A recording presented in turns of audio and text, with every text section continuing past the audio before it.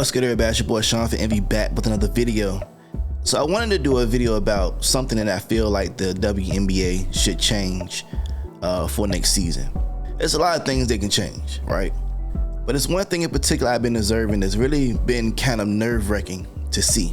Now, I don't know if you guys really watched this part of the WNBA, but I took notice that in a lot of the post-game interviews, a lot of these players don't really have media training.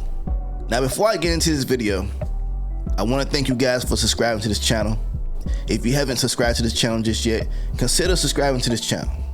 As I like to say, I give you my unbiased and sometimes unpopular opinion. Also, make sure you like, comment, and share all that good stuff. I really feel like the WNBA, now that they have more eyes on them, should really be taking a strong lead in trying to get a lot of these players, if not all these players, media trained. I got two post-game clips I want to play, and I'm going to give you my opinion on them, and I want you guys to also give me your opinion in the comments and what you guys think. I'm pretty sure there's more out there, but I just picked these two, and I picked these two for a reason. This is a post-game interview after the Connecticut Sun lost to the Minnesota Lynx. Now, let me just say this before I play this clip.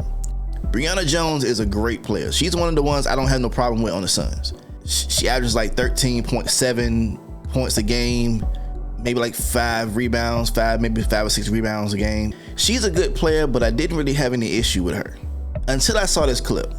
Yeah, to either player, Collier's a tough player to guard on any night.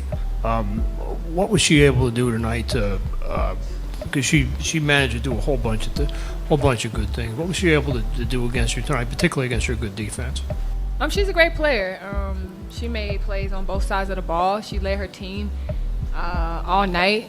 She was aggressive.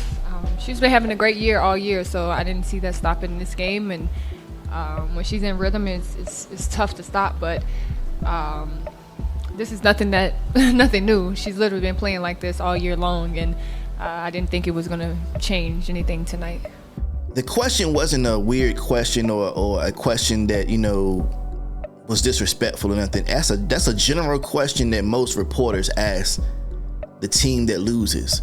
What did the team that won do to beat you guys?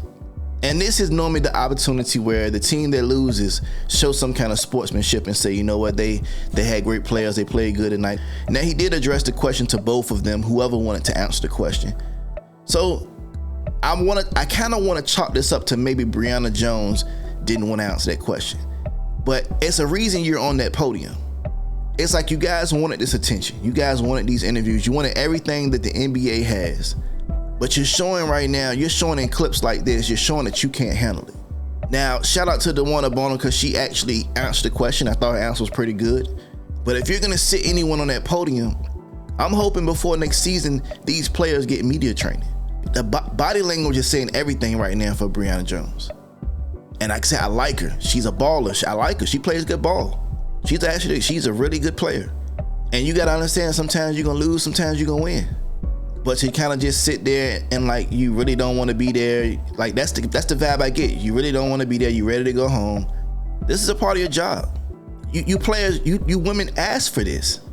Now, I saw this clip and I saved this clip because I knew it was gonna be one day I would come back to this clip. Now, this is a clip of Kahleah Copper. She now plays for the Phoenix Mercury, right? I've never in my life heard anyone do a post-game interview like this. If anyone in the NBA would have done this would have been a fine. This looks like the bench production. You didn't get a lot of it in this game here. Talk about what they need to do going forward. You said what? The bench. Not score a lot in this game here, give you a lot of production. What do you have to do next in the next few games to help you guys most likely get to the next level? What does the bench have to do? Yes. What did you? I was saying that the bench didn't give a lot of production today in this game here. What do they got to do to help you all out as what they did in the previous game? What they got to do? What they do last game? That's a real question? You for real?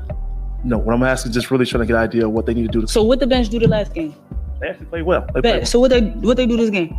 Today they didn't do well this game. Okay, so what they got to do? Score, right? Yep. All right, bet. That's it, right? Yeah. If this were to happen in any other sport, the player would get fined. I don't know if she got fined or not for it. I don't know. Now, the question that he asked her, to some that may have been a stupid question, But sometimes a reporter will ask a question like that because they want to get an inside scoop on, like, you know, adjustments, or how did you see yourself play the game? Because it may be different from what we see, right? It's different when you're actually on the court dribbling the ball versus the person who has the outside view of what you got going on. She may have noticed something on the court that no one else had noticed on the court. Noticed something that the opposite team adjusted or picked up on that the general public wouldn't know. The general fan or the average fan, something that the average fan wouldn't know. So it's a 50-50 dumb but legit question, to be honest with you. But think if you had media training, you wouldn't have responded to this question like this. These are the type of players that feel some kind of way when the reporters write what they write about them.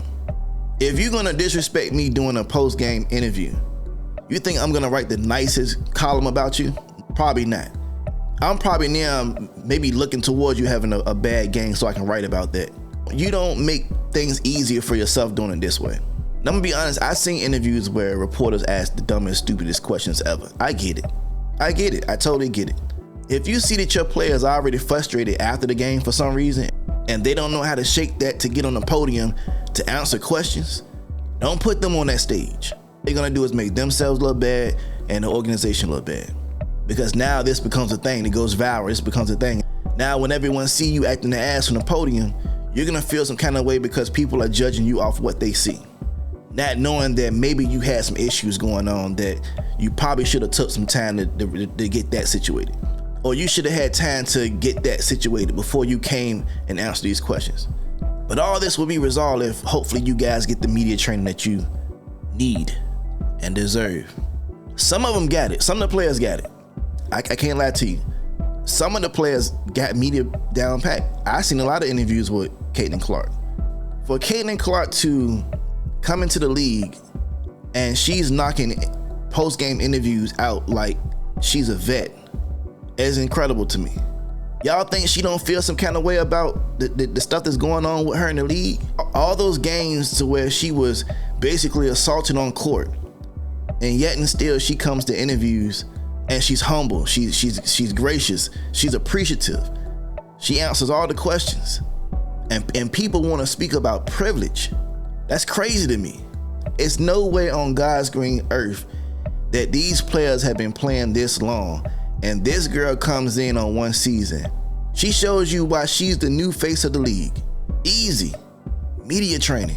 I hope media training is one of the things they try to get these players, because a lot of these interviews I see where they don't even know how to answer some of the simplest questions, people flying hot, people walking out, people getting smart remarks and comments to the reporters. Like, I'm pretty sure those reporters don't really gotta be there. And then you got some players who don't like the questions that's being asked about events that take place in the WNBA, and they're going over and beyond to try to get some of these reporters fired. No one could be giving you the attention that you have right now. There was a point in time when you guys were barely even talked about. And now that people are talking about you, now the reporters are asking you questions, you're storming out, you don't want to answer questions, you're trying to get people to lose their jobs or lose their credentials. It's like you just want people there to be your yes men.